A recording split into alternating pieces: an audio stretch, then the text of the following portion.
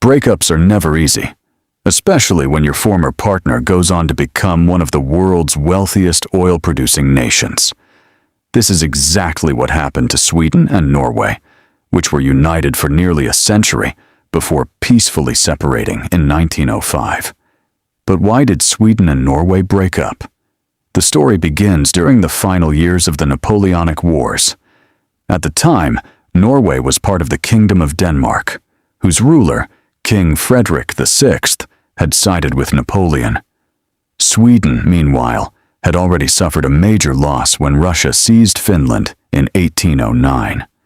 Seeking compensation for the loss of Finland, Sweden joined the coalition against Napoleon.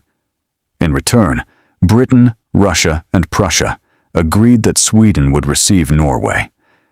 Denmark eventually accepted this arrangement, provided it could retain Greenland and Iceland. The Norwegian people, however, were not happy about being transferred to Swedish rule. In 1814, the Danish prince Christian Frederick declared Norway independent and proclaimed himself king. Although Norway had little chance of defeating the Allied powers, the timing was favorable, as Europe was still focused on Napoleon.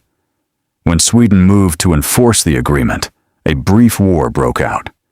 The conflict lasted only about 2 weeks and ended with a compromise.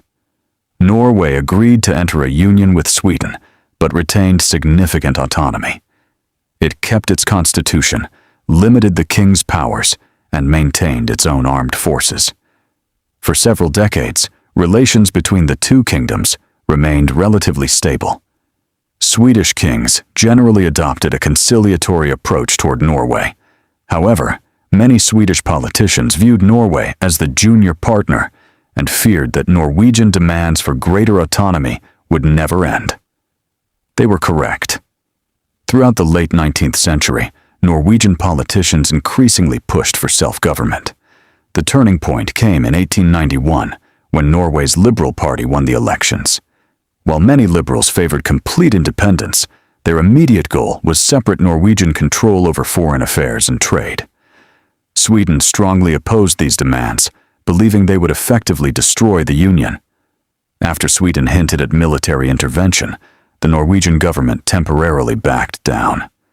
Instead, Norwegian leaders focused on strengthening national identity. References to the Union were removed from the Norwegian flag, the military was expanded, and border defenses were strengthened. Sweden responded by ending free trade arrangements and imposing tariffs that affected Norway's commerce with Britain, its largest trading partner. The final crisis arrived in 1905. The Norwegian government passed a law establishing a separate diplomatic service.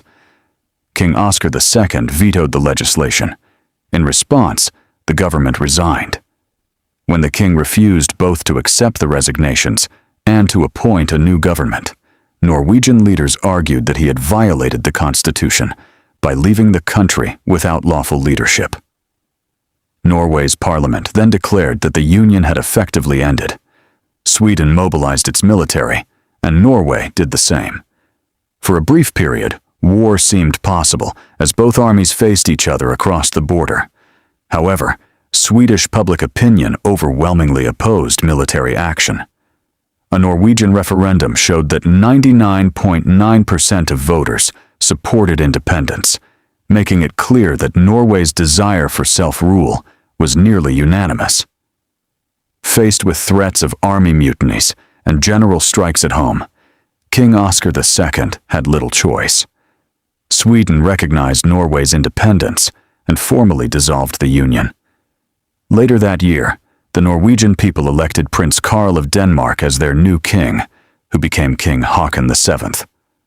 After centuries of foreign rule and nearly a century in union with Sweden, Norway once again became an independent nation. And that is how the union between Sweden and Norway came to an end in 1905.